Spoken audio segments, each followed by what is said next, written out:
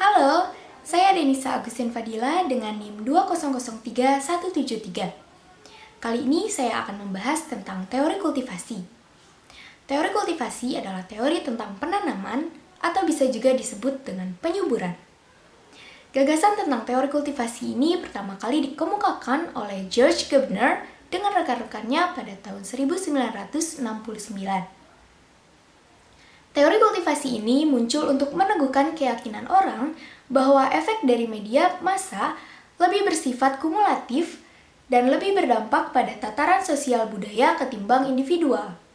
Di awal perkembangannya, teori kultivasi ini lebih memfokuskan kajiannya pada studi televisi dan audiens, khususnya pada tema-tema kekerasan di televisi. Tetapi, dalam perkembangannya, teori ini juga bisa digunakan di luar tema-tema kekerasan. Terdapat 6 asumsi dasar mengenai teori kultivasi ini. Asumsi pertama menyatakan bahwa televisi merupakan media yang unik. Keunikan tersebut ditandai dengan karakteristik televisi yang bersifat pervasive, accessible, dan coherent.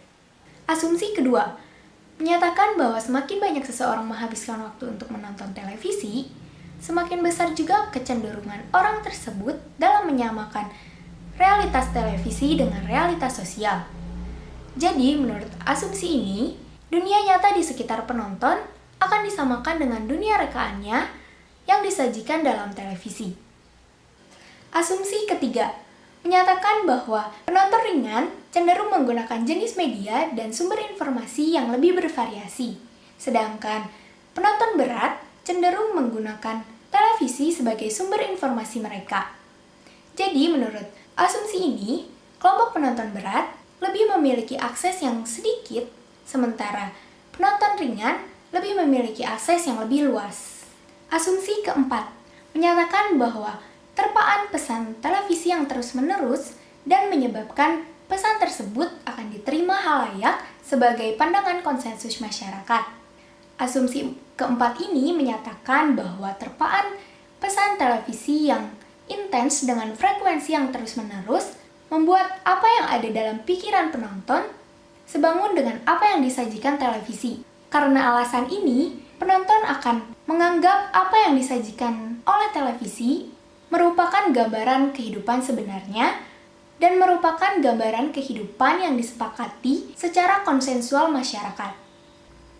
Asumsi kelima menegaskan bahwa televisi akan membentuk mainstreaming dan resonance.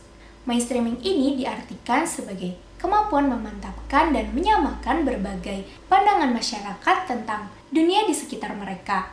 Sedangkan resonance mengimplikasikan pengaruh pesan dalam persepsi realita dikuatkan ketika apa yang dilihat orang di televisi adalah apa yang mereka lihat dalam kehidupan sebenarnya.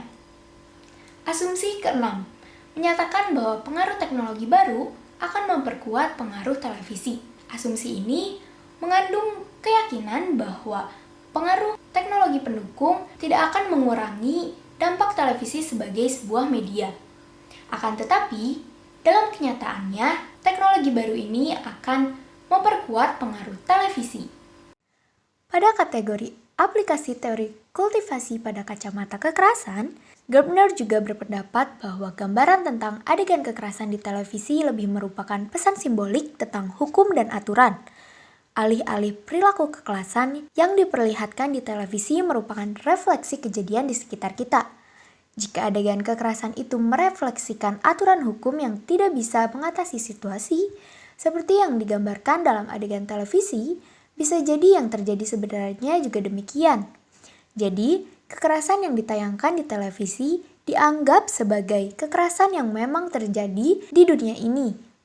Aturan hukum yang biasa digunakan untuk mengatasi perilaku kejahatan yang dipertontonkan di televisi akan dikatakan bahwa seperti itulah hukum kita sekarang ini. Pada contoh penerapan teori kultivasi ini, kita lihat acara seperti buzzer pada SCTV atau patroli di Indosiar atau sergap di RCTI dan TKP malam di Trans 7. Akan terlihat beberapa perilaku kejahatan yang dilakukan masyarakat. Dalam acara tersebut tidak sedikit kejahatan yang bisa diungkap.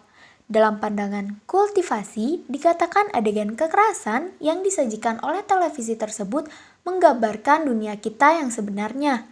Para pencandut berat televisi akan beranggapan bahwa harus hati-hati keluar rumah karena kejahatan sudah mengincar kita. Dan setiap orang tidak bisa dipercaya. Boleh jadi kita akan menjadi korban selanjutnya dari kejahatan tersebut. Apa yang ditayangkan televisi tersebut dianggap bahwa di Indonesia, kejahatan itu sudah sedemikian mewabah dan kuantitasnya semakin meningkat dari waktu ke waktu. Inilah yang menggambarkan bagaimana dunia kejahatan yang ada di Indonesia. Saya Denisa, pamit undur diri. Sampai jumpa. Dadah!